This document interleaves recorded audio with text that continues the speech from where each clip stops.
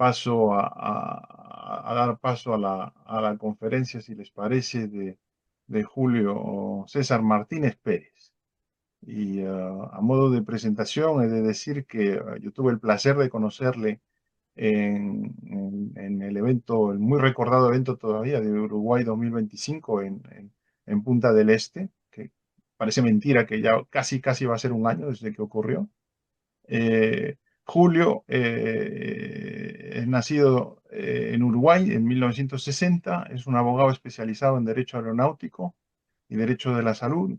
En los últimos 15 años ha desempeñado cargos gerenciales en diferentes instituciones vinculadas a la salud y se encuentra actualmente retirado. A lo largo de su vida ha desempeñado trabajos de investigación y una profunda pasión por la filatelia se le conoce, por supuesto, por la aerofilatelia de Uruguay y Argentina, así como también por filatelia tradicional uruguaya. Su colección incluye enteros postales de Uruguay, así como temas relacionados con el ajedrez. Tiene una colección no especializada centrada en España y en el Vaticano, lo cual manifiesta un amplio interés en la historia postal internacional. En cuanto a la vida societaria, Julio ha desempeñado papeles de relevancia en diferentes entidades filatélicas, es vocal de la comisión directiva del Círculo Filatélico de Montevideo, secretario del Grupo Aerofilatélico del Uruguay, y entre 2023 y 2025 ejerció como vicepresidente de la Federación Uruguaya de Filatelia. Y también fue vicepresidente de la comisión organizadora de la reunión que mencionaba, la exposición FIP Uruguay 2025, que conmemoró los 200 años de la Declaratoria de Independencia. Julio, bienvenido. Muchas gracias por aceptar hacer esta presentación y tienes abierto el espacio para iniciar. Bueno, muchas gracias por la invitación de Sofima y gracias a los amigos que se han conectado. Para mí en realidad es un gusto y un honor poder empezar, dar mi primera conferencia online en Sofima porque mi vuelta a la filatelia fue en Madrid el 2 de febrero del 2018. Mis hijas, una de las cuales vi que se conectó, querían ir a San Ginés a tomar chocolate y comer churros. Fuimos, salimos, nos encontramos con una filatelia en la esquina y ahí les comenté que cuando era adolescente y niño y adolescente coleccionaba muchos sellos y después había intentado volver a ser que a los 30 años, pero había dejado. Y me dieron para adelante, me compré un clasificador, una lupa que no tenía, ni sabía ni dónde tenía mi lupa. Y ahí entonces en Madrid volví a ser filatelista activo el día ese del chocolate en San Ginés. Y después, bueno, obviamente cada vez que voy a Madrid, que es una o dos veces por año, paso por los domingos obligadamente por la feria de la Plaza Mayor. Sí, bueno, realmente por eso para mí es muy grato estar en Sofima hoy. La charla, bueno, vamos a hacer una introducción, luego veremos el motivo de la primera emisión, el proceso de producción de Waterland Sands, tanto con ensayos, pruebas y algunas otras cosas que estuve investigando después, que investigué después de las exposiciones en que estuve. Veremos las series de Pegaso rápidamente, algo de las muestras comerciales y brevemente algo de las falsificaciones, porque una de ellas, la más importante de las falsificaciones, la ha estudiado Fernando Aranaz y en una conferencia del año pasado la incluyó. Bueno, la serie de Pegaso de Uruguay tenemos 5 series impresas desde el año 29 al 43, 4 por Waterland Sands, una por Barreiro y Ramos, y luego 2 series sobrecargadas, ambas sobrecargadas por la Imprenta Nacional de Uruguay, una en sellos de Barreiro y la otra en un sello de Waterloo. Esa es la cantidad, ahí tienen la cantidad de valores de cada serie. En realidad me basé en las series tal cual las agrupa el catálogo especializado de Uruguay de Ciardi. Si vemos otros catálogos, las agrupan de forma diferente, entonces en lugar de 7 como tenemos acá, podríamos tener 8 o 9 o 5. Pero bueno, es el catálogo que más usamos en Uruguay hoy y entonces los agrupé en base a ese catálogo. Y ahí tienen la cantidad de sellos emitidos. Podríamos decir que desde el punto de vista del correo aéreo fue la serie permanente de Uruguay. Se cubrieron obviamente sobre tasas aéreas internas, regionales y de largo recorrido. Algunos valores fueron usados para vuelos conmemorativos patrióticos, que era algo que en Uruguay les gustaba mucho entre la década del 20 y el 30 del siglo pasado. Y obviamente fueron los sellos que dominaron el desarrollo y la consolidación de los servicios aéreos en Uruguay por el periodo que cubrieron. Bueno, y como pueden ver, se usaron en todas las compañías que volaron en esa época, desde y hacia Uruguay o incluso dentro, desde Aeropostal, Cóndor, Lufthansa, Latin, Irva, Panagra, Paner, Panam, Air France y las dos compañías uruguayas, Pluna, que en esa época hacía vuelos domésticos, y Causa, que hizo vuelos internacionales. Básicamente Argentina en conexión con Lufthansa cuando dejó de volar Cóndor. Y los Pegasus además son fieles representantes de los hechos uruguayos, porque algunos amigos que han andado por el Museo del Fútbol de la FIFA, lo que hay en el Museo del Fútbol de la FIFA de Uruguay, aparecen cartas y aparece una carta con Cepelín, con la marca postal esta que anuncia el Campeonato Mundial de 1930 y un Pegaso que lo franquea. Y en la página de Smithsonian de Filatelia, cuando habla de Uruguay, el sello que aparece es ese Pegaso del 450, el valor más alto de la primera serie. ¿Sí? Cuando Walter fue al Smithsonian, fue buscando su famosa diligencia, pero la foto no era de una diligencia, era de un Pegaso. Fíjense. Bueno, la primera emisión fue a raíz de que en el año 27, 1927, el 17 de julio, Uruguay celebra un contrato con la Compañía General de Entrepistas Bonotic para el transporte de correo aéreo desde Brasil, África desde Asia, Brasil, África y Europa, que después, bueno, pasa a llamarse la Compañía General Aeropostal, se incorpora tiempo después ya el destino, como destino también Argentina, al fundarse Aeroposta Argentina y Aeroposta Uruguaya para despachar las cartas de esos destinos. Y resulta que Uruguay, para cubrir las sobretasas aéreas del correo que se iba a transportar por aeropostal, emite una serie en el año 28, el 25 de junio del 28, que eran conocidos como los albatros dentados. Eran dentados porque los anteriores eran sin dentar. Entonces estaba la serie de los dentados y la serie sin dentar. Y resultó que se equivocaron en las tarifas. Claro. Solamente el sello de 30 centésimos y el de 40 se adecuaban a las tarifas de las sobretasas aéreas de Aeropostal. El de 30 centésimos era claramente el de carta simple a Europa y el de 40 era cuatro portes Argentina o Brasil y nadie pagaba cuatro portes en aéreo cuando la diferencia con el correo terrestre era muy, muy baja. Entonces, bueno, estos albatros que se emitieron no muchos, se siguieron usando y gastando, pero no se adecuaban a las tarifas básicas de Aeropostal y entonces el correo uruguayo contrata el diseño e impresión de Waterloo Sun, con quien venía emitiendo sellos desde el 1 de diciembre de 1889. Estos dos que te muestran los dos primeros sellos de Waterloo emitidos en Uruguay. Y ya de entrada, aparentemente, por lo que surge de la información de los ensayos de plancha, vamos a ver que se previó la segunda emisión de estos sellos antes de emitirse la primera.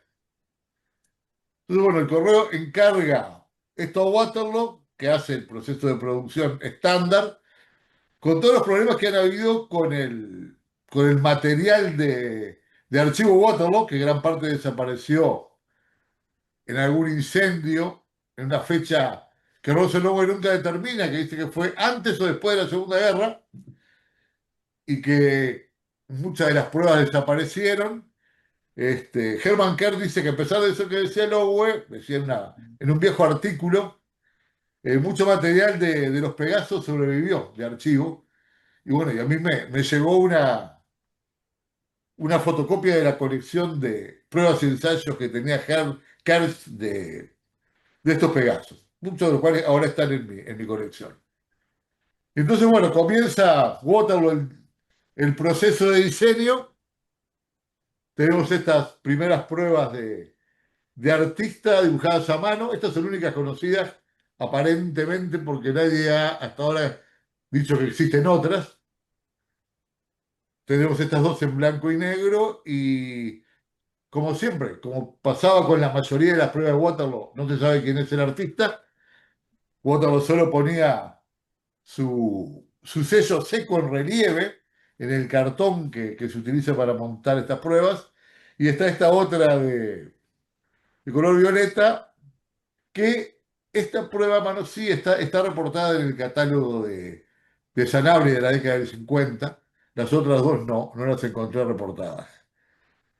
En Uruguay se conocía de estas pruebas, se conocían, sí, hasta que yo conseguí estas, en Uruguay no las conocían las pruebas a mano, se conocían estas pruebas fotográficas de las pruebas a mano, que estaban incluso en la colección de Gabriel Martínez, por ejemplo, había en algunas de estas pruebas, en la colección de Gas también, y el catálogo de pruebas de ensayo de Uruguay de Volper reporta fotos de las pruebas estas viradas en ocre y en azul en tamaño grande y chico. Pero al final estos diseños que parecían bastante lindos no fueron aceptados por el correo y se hicieron otros.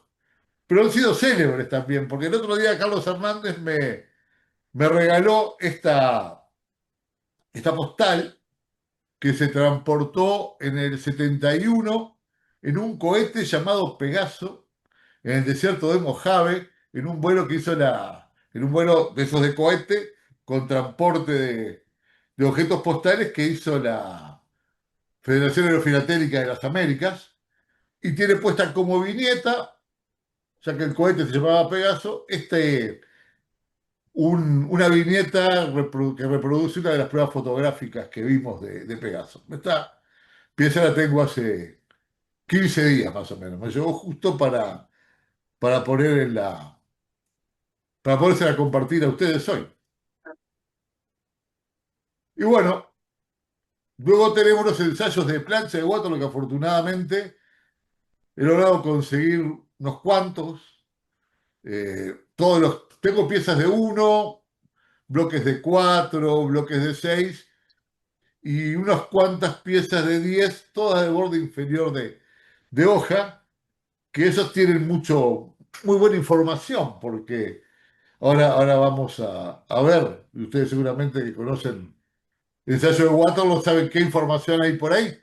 Eh, Cuando empecé a ver esa información yo no sabía bien qué era y realmente la colección de Sardinero sobre el descubrimiento de América, que está llena de estas piezas de Waterloo, y él explica y estudia todas esas anotaciones, fue para mí esencial para entender todas estas anotaciones que tenemos en los ensayos de Waterloo. Tenemos la aprobación del color, con la fecha que se aprueba, el número de orden de trabajo, la cantidad de sellos encargada, en qué cantidad de planchas, las que tienen corrección, marcada alguna corrección, y la fecha y la firma del jefe de taller.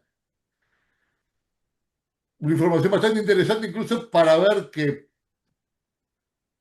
algo que logré ver al juntar unas cuantas de estas pruebas, y es que la fecha de realización de los ensayos y la orden de trabajo de la primera y segunda serie son todas anteriores a la emisión de la primera serie. En la próxima. Y les pido que vean esa rayita que está marcada en amarillo, que está entre los tercer y cuarto sellos de la última fila, que le puse un círculo amarillo porque después nos va a servir para otras cosas que les voy a mostrar después. Este es un ensayo de la primera serie. Acá tenemos un ensayo de la segunda serie y la orden de trabajo es la misma que la de la primera serie. En este se decían de 10.000 sellos, en 200 planchas, pero finalmente se metieron solo 5.000.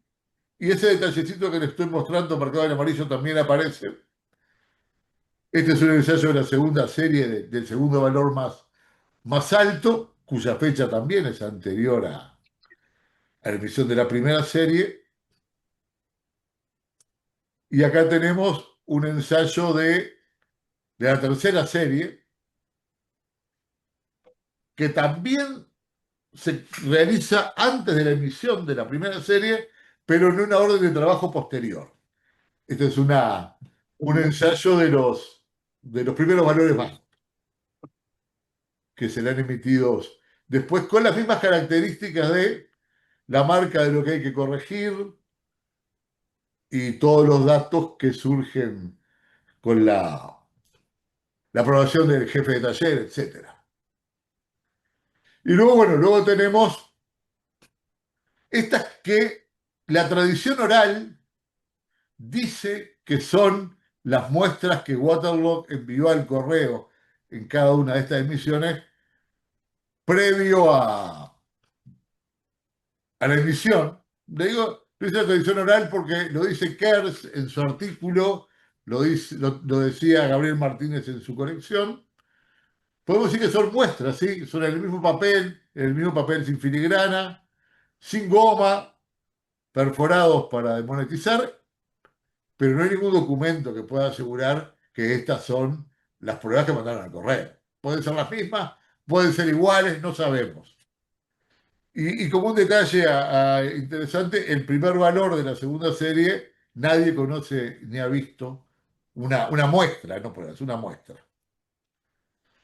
Y bueno, y acá hablando del proceso de producción, como yo empecé con la colección esta como una filatelia, subclase B, y después me la aterrizaron a tradicional, dije, bueno, tengo que ver qué puedo encontrar para profundizar el estudio de los Pegasos de Waterloo en una colección tradicional. Porque la serie de Barreiro, como ustedes saben, los que conocen la colección lo han visto, tiene mucho para estudiar del punto de vista tradicional, sobre todo porque hay 25 tipos por cada sello y una cantidad de errores. Pero Waterloo dice, bueno, son sellos perfectos. Los de esta emisión de Pegaso no hay nada para encontrarle.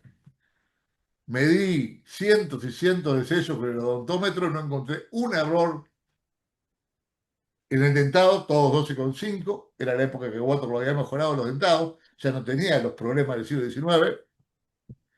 Y de repente empiezan a aparecer unos puntos y unas rayas en algún margen. Entonces digo, bueno, voy a apartar los que tienen esto y empiezo a apartar una cantidad de sellos y entonces empiezo a profundizar unas rayitas que encuentro en los márgenes de algunos sellos y un punto que encuentro constante en el margen de todos los sellos, de todas las emisiones de Pegaso, desde las pruebas, en los ensayos de plancha, aparecen los especímenes comerciales también. Entonces, bueno, aprovechando que el primer valor de la primera serie, de 8 centésimos, tengo dos de las tres planchas conocidas, estudié a ver si había alguna correlación o dónde podían ir esas marcas y qué podían ser. Entonces, aquí encontré que entre la posición 3 y 4 aparece una rayita equivalente a dos dientes, aparece entre la posición 21 y 26, aparece al centro de la plancha en cruz. Bueno, y así sucesivamente la que estoy mostrando ahí, las más fáciles de ver eran las de los márgenes, los ángulos de la plancha, eran, bueno, las marcas del ángulo de la hoja que según cómo ponían el papel, unas aparecían y otras no. Y empecé a ver, y de la primera serie no hay muchas planchas, pero de los valores bajos hay bastantes planchas, hay muchas. No son escasas. Y empecé a encontrar que en todos los valores bajos se repetían en los mismos lugares estas marcas. Salvo en el valor más alto de la quinta serie de Waterloo, el de 10 pesos, que están las marcas en las mismas filas, pero cambia las columnas. En lugar de estar entre la posición 2 y 3, entre la posición 3 y 4, está entre la posición 2 y 3. Es decir, se corrieron todas hacia la izquierda y aparece también alguna marca en cruz en los bordes que no aparecía en la otra. El otro sello de esta serie, que es de 8 centésimos, tiene las mismas marcas que todos los demás. El que tiene estas marcas en estos mismos lugares es el que luego se sobrecarga, el Pegaso que no se emitió y que luego se va a sobrecargar con motivo de la victoria aliada de la Guerra Mundial.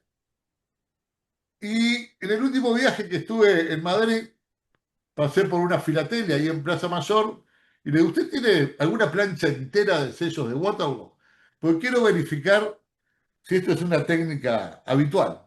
Vimos varias series que no tenían estas mismas marcas, pero en la Pro Catacumbas de San Dámaso, no compré las planchas porque no es lo que yo colecciono para hacer tanta inversión. Estos son sellos de mi colección en los que aparecen ahí dentro del círculo rojo estas mismas marcas. Y lo interesante que pude verificar en las planchas de estos sellos de las Pro Catacumbas de San Dámaso, que tiene la misma disposición que los Pegasos de Uruguay que imprimió la misma Waterloo, es decir, 5 por 10, 50 sellos, con el mismo tipo de dentado, es que estas marcas, que evidentemente son marcas guía de impresión, están en estas planchas en los mismos lugares que en las planchas de los Pegasos. Así que evidentemente era una técnica de Waterloo dentro de la marca, que bueno, hasta ahora nadie se había descrito, no son un súper descubrimiento, pero encontramos que las marcas guías para alinear la plancha estaban en determinados lugares, fueron constantes en todas las emisiones, aparecen por lo menos en esta serie española de las catacumbas y están en los mismos lugares con la misma forma. Lo único que nos puede permitir es saber si un sello es de la posición 3, o la posición 4, de la 21 o de la 25 y nada de los demás. Pero bueno, es una forma también de estudiar el proceso de impresión y la técnica de impresión que sería Waterloo. Más interesante tal vez fue el primer descubrimiento, que fue cuando empiezo a tratar de encontrar si habían errores, empiezo a ver un punto de color en el margen izquierdo a la altura de la palabra correo. Entonces empiezo a apartar los sellos que lo tenían, y aparté todos, porque todos lo tenían. Y luego, bueno, me pongo a tratar de investigar qué puede ser eso. Algunos dicen, a veces puede ser una marca que hizo el grabador para identificarse, porque Water no lo dejaba. No parece. Y encuentro algo que sí, que es interesante en una revista que se llama Stamp Collecting del 54, en la que Mr. Waterloo le contesta al expositor, al filatelista que le consulta sobre un detalle de una L que había en el pelo del King George VI, que era, y bueno, resulta que dentro del diseño del sello y a veces en los márgenes para alinear antes de las pruebas y antes de los ensayos, Waterloo hacía unas marcas T, a veces dentro del sello y a veces en los costados, que después lo bruñían, pero a veces cuando el bruñido quedó mal, en algunos sellos, como en estos del King George, aparecían algunos detalles.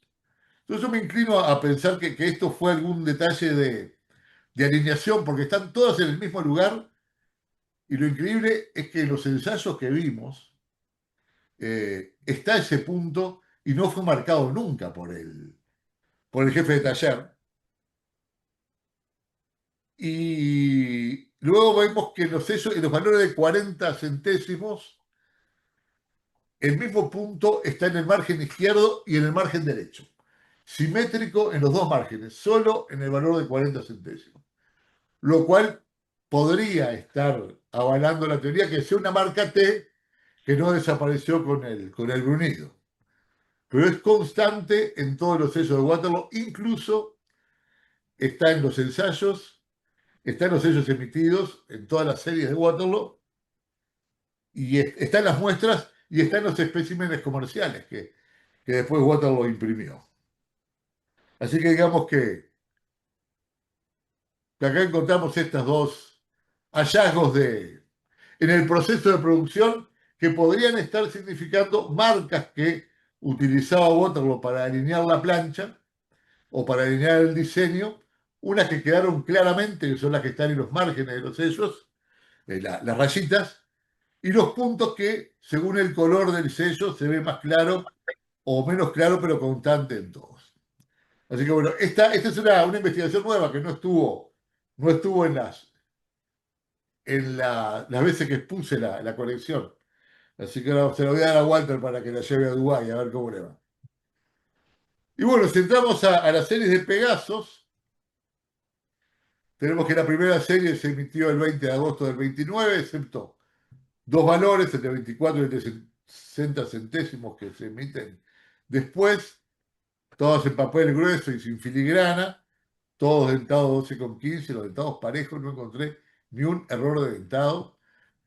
No hay prácticamente ninguna variedad relevante para mostrar. Yo tengo dos sellos que tienen alguna mancha o corrimiento de la tinta de la impresión, pero nada más. Esta primera serie emitida en el 29, el valor básico de 8 centésimos era la carta simple a Argentina o a Brasil, el de 30 era la carta simple a África y a Europa, y bueno, después van los múltiplos y todo lo demás. Arranca obviamente con el aeropostal, su uso, y hay valores que se usan mucho en los vuelos de Zeppelin, sobre todo los valores altos. Ahí la de 30 centésimos de abajo fue la primera, esta es la primera fecha de uso a Europa de la serie de Pegasos. La otra, bueno, es una tarifa básica a Europa y luego tenemos dos, dos cartas con uso en Zeppelin. La de arriba del Zeppelin es una bastante escasa, que solo se conocen 5 con destino a Haití. Y además tiene la rareza que el franqueo lo complementaron con un albatros sin dentar que estaba fuera de circulación hacía unos cuantos años. Y el otro, bueno, el otro, el de 3 pesos, es un valor alto que esos valores altos de Pegaso, tanto el de 3 pesos como como el 4,50, se usaron bastante en las cartas de Zeppelin. Luego tenemos la segunda serie que en realidad se descompone en 4 subseries. Los primeros valores bajos, después aparecen los sellos conmemorativos, el del centenario de la jura de la Constitución, la reimpresión de los valores de la primera serie en otro color y el vuelo de año nuevo. Primeros valores bajos fueron de 1 centésimo, 2 centésimos, 4 y 6 centésimos, algunos de estos para cubrir tarifas regionales de NIRVA, y luego, bueno, como eran valores bajos, servían de comodín para acomodar mucha tarifa en mucho vuelo. Acá tenemos una carta transportada en NIRVA y otra transportada en Panagra, la tarifa básica de 1 centésimo cada 2 gramos a Buenos Aires, con un isolato, como le gusta, isolato de la sobrecarga, como le gusta siempre remarcar a Moscatelli. Y bueno, acá tenemos, por ejemplo, en combinación de tarifas usado después en vuelos de Panagra a Cristóbal, a la zona del canal. Este es un vuelo, acá tenemos un uso conmemorativo. En Uruguay le gustó mucho en la década del 20 al 30 hacer vuelos conmemorativos, porque fue la época de los acontecimientos de la independencia. Entonces hay vuelo de la batalla del Rincón, vuelo de la batalla de Sarandí, vuelo de la declaratoria de la independencia a Florida, y luego, bueno, luego aparece el sello que emite la Comisión de Aviación del Centenario con motivo de la jura de los 200 de los 100 años, perdón, de la jura de la Constitución, pero el vuelo se hace en la fecha de la declaratoria de la independencia. No se hace el 18 de julio, sino el 25 de agosto. Se hacen 3 rutas y la carta está que pongo la particularidad que tiene, la que hay solo 3, es que esta está firmada por todos los que fueron integrantes de la Comisión Aeronáutica del Centenario y que organizaron este vuelo en conmemoración de la jura de la Constitución. Y este sello solo se usó para eso. No he visto en ninguna otra carta que aparezca este sello de un centésimo, que tenía además el sobre especial que hizo el correo, y había una sola tarifa por todo eso. Y después tenemos los que tuvieron mucha relevancia en el transporte comercial, que fueron los sellos que integraban la reimpresión de los valores de la primera serie. Entonces, son los mismos valores de la primera serie impresos en otros colores y básicamente para las mismas tarifas, porque se emiten al año siguiente, en 1930. O sea que los valores más usados de los Pegasos de la primera se estaban agotando. Y bueno, acá tenemos distintos usos, algunos con isolato, otros en combinación, con vuelos de aeropostal, vuelos de Zeppelin, este, el de 60 centésimos, que era aporte doble a Europa, es decir, ahí también tenemos un isolato. El uso del de 40 combinado con otro. Y luego, bueno, tenemos el otro sello conmemorativo que deciden hacer un vuelo de Año Nuevo. Estaban contentos en 1930 los uruguayos. Festejábamos los 100 años de la jura de la Constitución y éramos campeones del mundo del fútbol, habiéndole ganado la final a Argentina. Estaban todos recontentos. Entonces hicieron un vuelo de Año Nuevo a Buenos Aires para festejar que terminaba el 30, el gran año del centenario, e imprimieron estos sellos para el vuelo de Año Nuevo, este valor de 60 centésimos, que sí, después se utilizó en algunos otros vuelos. Yo tengo unos vuelos de Zeppelin, por ejemplo, que se utilizó. Fue a Buenos Aires y bueno, ay Dios, ahora no puedo hablar, ahora no puedo hablar. Estoy justo en un Zoom, te llamo después. Disculpe, me tuve una llamada y me llaman. Esto es lo que pasa cuando la gente llama por,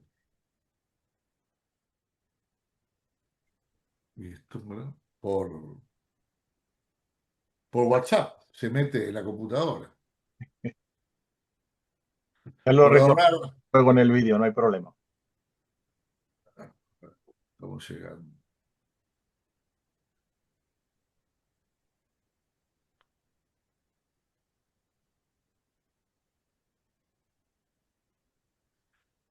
Aquí estamos en el vuelo de Año Nuevo.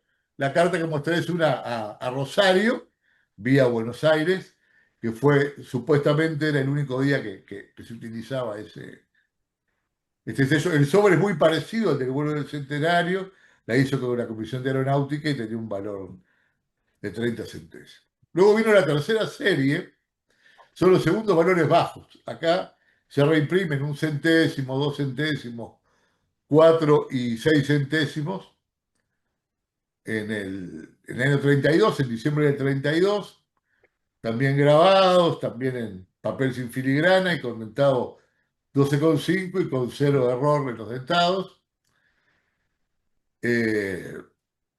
Ahí les muestro la primera, la única tarjeta postal conocida con cancelación del primer día de uso de estos sellos de los segundos valores bajos, las famosas tarjetas de postal, y luego, bueno, luego una carta de uso en Pluna. En Pluna tenía la sobretasa aérea de 10 centésimos, acá la cumplen con una de 6 y de 4. Este es el primer vuelo de Pluna de Rivera a Montevideo. Primero se abre la ruta Salto, después se abre la ruta Rivera.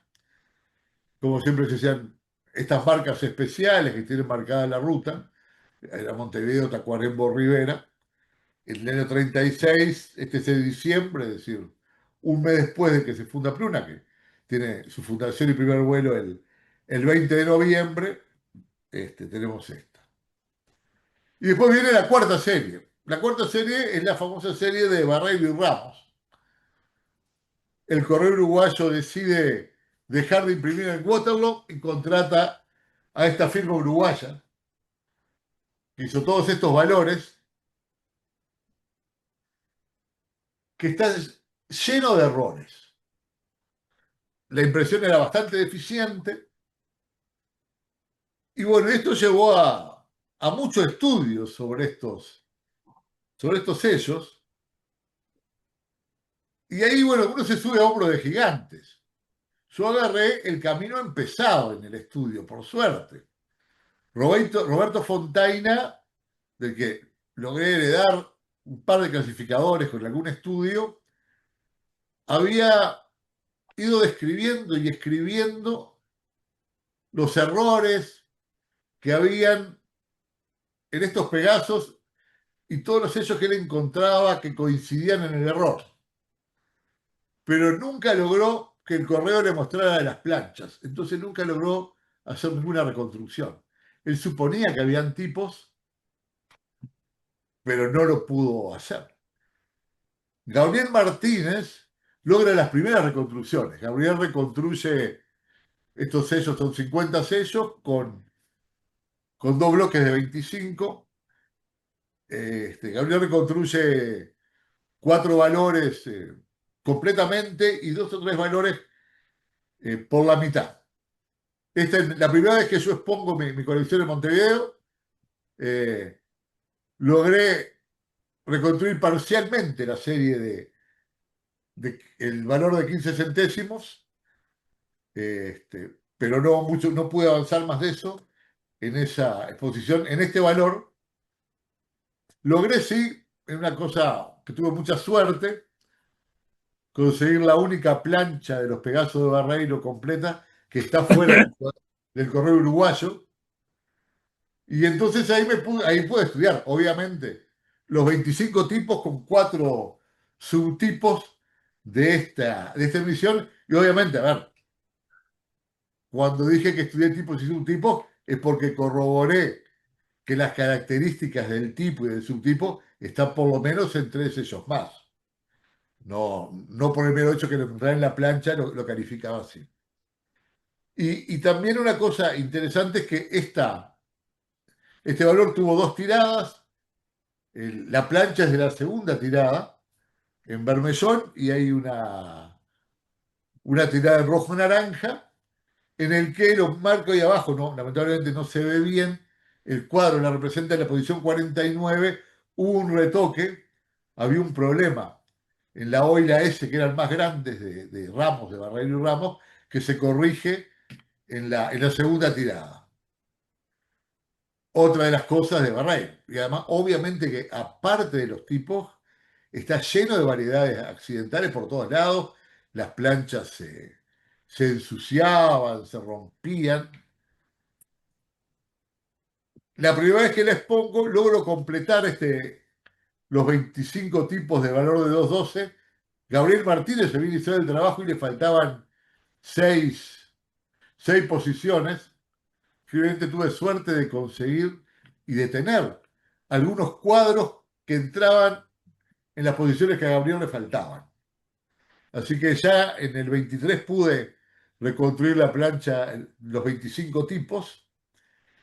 y pude también mostrar que había un error en el viejo catálogo de Ormaeche, del Club Filatélico de Uruguay del año 48, y que después lo repetía Ciardi, que era decir, ven eso que está marcado en rojo abajo, lo que le llaman, uno le dicen un cometa y otro le dicen gota de agua.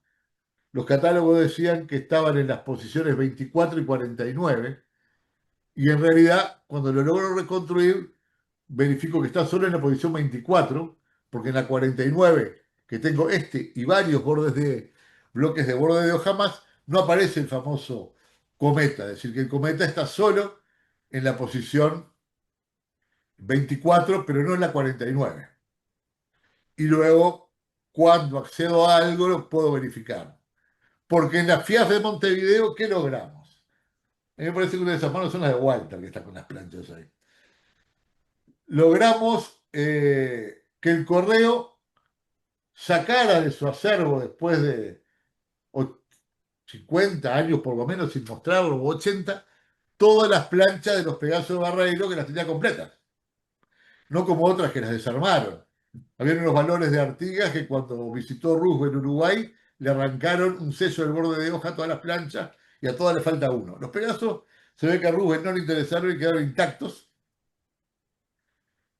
Y con esto, yo a partir de ahí pude avanzar, pude corroborar los estudios que había hecho Gabriel y este último que yo había hecho y completar la determinación de los 25 tipos de, de todos los Pegasos de Barreiro.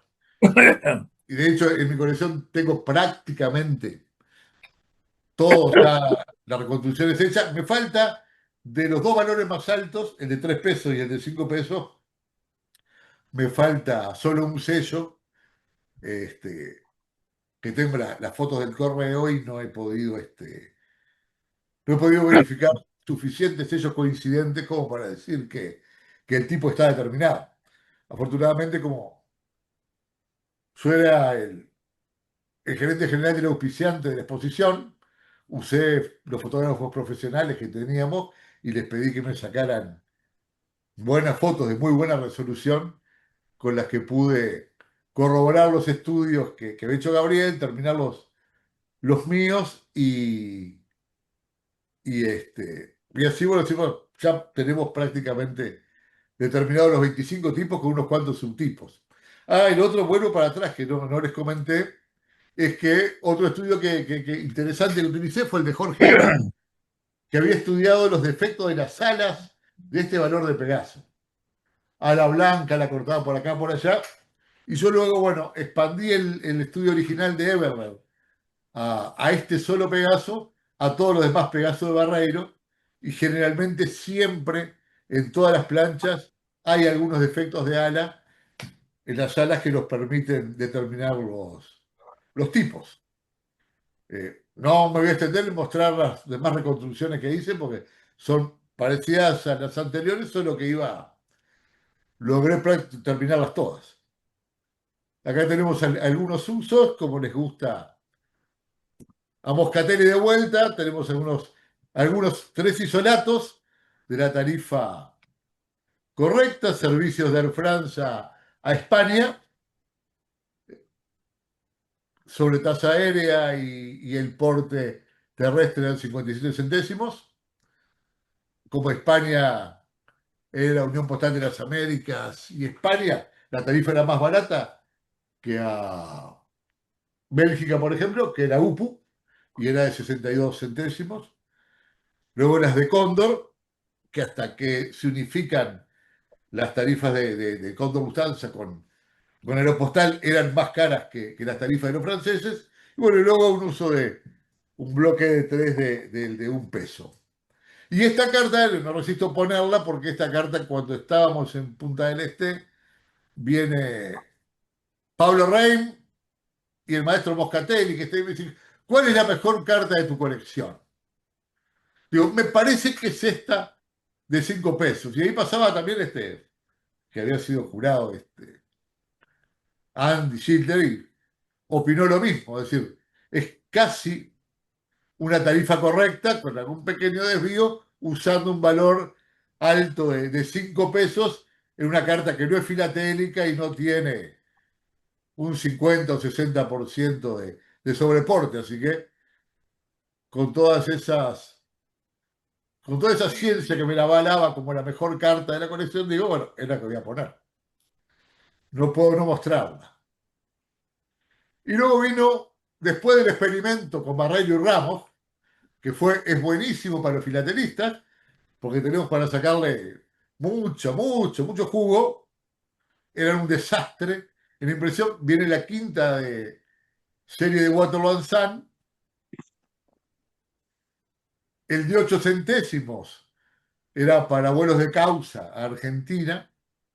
Fíjense que mi suegro voló en Causa, y después voló en Pluna, pero empezó volando en Causa. Así que capaz que transportó algo de esto, no sé. Y el valor de 10 pesos para cartas de alto valor y paquetes. Esta vez, por primera vez, utiliza papel fino de Waterloo en lugar de papel sin filigrana. Ahora prometo que para la próxima versión voy a seguir el ejemplo de los argentinos y voy a medir el papel bien con las micras y todo eso, que ya me compré el aparato, pero todavía no llegué. Papel fino, y además, dice Carlos Hernández, el de 8 centésimos es medio aceitoso, porque cuando uno empieza a agrandar la imagen, la impresión parece una impresión punteada. Pero no es punteada, pero parece. Bueno, acá tenemos usos de esto, dos usos con vuelos de Causa, uno a Argentina y otro a Paraguay en conexión. Y luego un uso de la de 10, del sello de 10 pesos con un correo oficial que tenía exonerada el franqueo terrestre, pero no el franqueo, no el franqueo de la sobretasa aérea. Yo tengo una anécdota de esta carta. Cuando les puse en Montevideo, vino a ver el decano de la Facultad de Medicina a ver la exposición y me dice, mirá, comisión honoraria del Hospital de Clínica. Eso depende de la facultad, pero antes eran disciplinados y las cartas las mandaban por la Universidad de la República. Mirá, tienen el sello de la universidad, pedían permiso, no como ahora. No sé, pero me quedó esa anécdota. Y luego, bueno, se sobrecargan los de Barreiro cuando viene la Segunda Guerra Mundial, se acaban primero los vuelos de Lufthansa, después se acaba el ATI y Air France y todo el transporte aéreo internacional de correo venía vía Panam, hubo que ajustar las tarifas y entonces se sobrecargaron los sellos algunos valores de Barrero y Ramos por la Imprenta Nacional de Uruguay mediante tipografía. No se conoce ninguna variedad de la sobrecarga en estos casos. Y luego, bueno, tenemos un valor no emitido, que fue el de 40 centésimos, que solo se conocen 6. Y creo que, si no se desconectó la que me regaló este sello, recién estaba ahora mis dos hijas, siempre me regalan algo especial para Navidad de Filatelia. La mayor investiga algo, y me dice, "Ah, te trajimos algo que nos dice que parece que esto es lo que te falta de los Pegasos". Y sí, me faltaba, no tenía el Pegaso no emitido de esta serie. Acá tenemos algunos usos en dos isolatos, en el que es tarifa terrestre y sobrecarga y sobre tasa aérea. Estos isolatos, el de 1,43 es re difícil de conseguir realmente. Y la mayoría de estas cartas están todas con mezcla, pero bueno, en estas dos logré conseguir, en estos dos que son difíciles, los isolatos. El de arriba es una carta a Cuba, los dos tienen obviamente por la época censura. Y por último, el último grito de los Pegasos fue, o el penúltimo, había un valor de 75 centésimos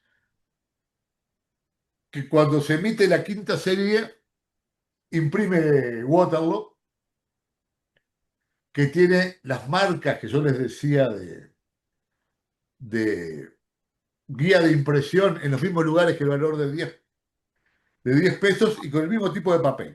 Pero bueno, no se emitieron y entonces conmemorando victoria aliada de la Segunda Guerra Mundial se sobreimprimen y se sobrecargan estos sellos.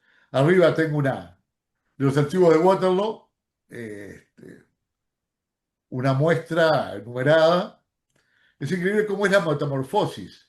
En la colección que era de Kerst, esa de arriba era una pieza de 6 con borde de hoja de la derecha. Y en el medio, se ve que después que se vendió esa colección, estuvo por ahí rodando. A mí me llegó un cuadro que por suerte tiene el número de la copia de archivo, pero que perdió el borde de hoja derecho. Esta sobrecarga fue con litografía y está llena de errores. Pero bueno, decidí no mostrar la cantidad, hay bastantes errores, de errores para no alargar la charla. Pero obviamente ustedes saben que si está con litografía, es bocato di cardenale para los filatelistas esa sobrecarga. Cada vez vamos encontrando más. Y luego, bueno, tenemos las muestras comerciales de Waterloo, que estaban catalogadas en este famoso catálogo de la subasta de Rawson Lowe, de pruebas de color y de muestras comerciales. Ahí yo me entero, bueno, que esto no eran pruebas, son espécimen comerciales o muestras comerciales que Waterloo hacía para promover sus trabajos. En este caso, lo interesante es que, como ven, tienen 3 valores distintos cada bloque de 9. Están desmonetizados, obviamente. Solo se imprimieron 10 conjuntos de esto para la promoción de sus trabajos por Waterloo. Y lo otro que tienen es que se hacen por dentado en línea, tienen dentado en línea, que no lo tienen los sellos de Waterloo. La del medio, bueno, está marcada como única con borde derecho sin dentar. A ver, sin dentar. A propósito, Waterloo hizo la muestra comercial sin dentar. Pero no hay que confundir esto, no son pruebas, no coincide ningún valor y ningún color con los sellos emitidos, ni el tipo de dentado. Pero eran utilizados por Waterloo para promover sus trabajos, como lo explica bien Rawson Lowe en ese catálogo en el que están todos estos valores. Eh, el valor violeta del medio y el marrón son valores que andan 2 por 3 en el mercado en venta.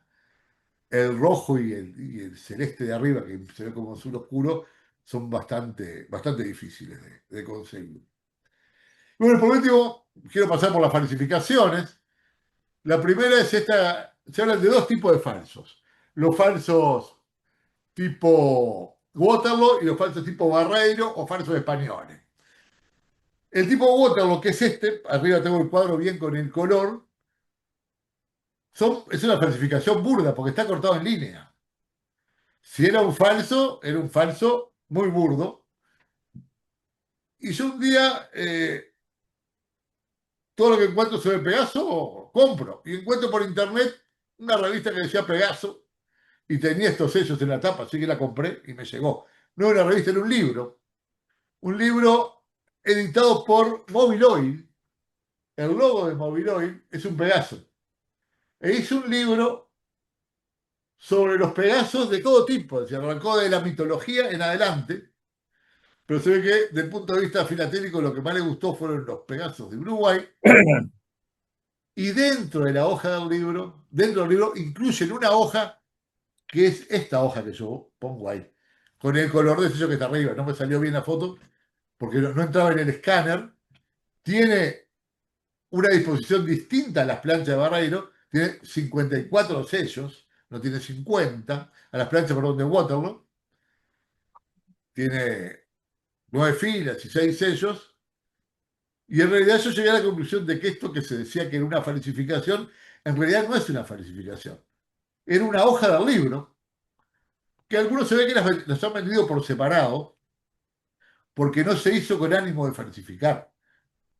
Yo había comprado, tenía antes, ejemplares en cuadro, individuales que sean falsos, y de repente me encuentro que era una hoja del libro que editó Mobile Oil sobre los Pegasos en 1970. Así que con esto digo, no hubo ánimo falsario, sino que fue un facímil, pero no una falsificación. Y luego, bueno, tenemos los famosos Pegasos tipo Barreiro, falsos españoles, bastante burdos también, porque son sellos mucho más chicos, en los que, bueno, hay toda una historia. No voy a extenderme sobre esto porque el año pasado en una charla de Aranás le dedicó bastante, hizo un estudio con bastante profundidad sobre estos valores, estos falsos Barreiro o españoles, y algunas de las cartas. O sea, yo conocía dos piezas, esta que tengo yo y la otra que tiene Enrique Lebovich, y Aranás decía en la charla que hay una tercera.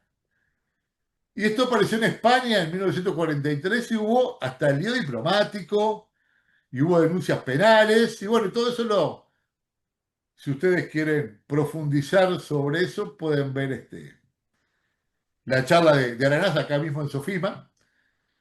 En Uruguay hay un debate. Si los falsificó Soto Hermanos y los mandó a España y los intercambió por algo, o si los imprimieron en España.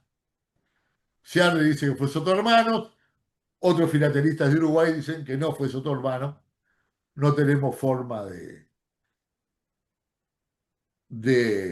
saberlo. Yo aumenté mis conocimientos con esto en un almuerzo que Fernando Aranás me invitó en el Círculo de Bellas Artes con su señora y mi señora, y conversamos de esta edición, del destinatario de la carta, de la intervención de Galvez y todo eso, así que en la charla de Aranás lo pueden ver.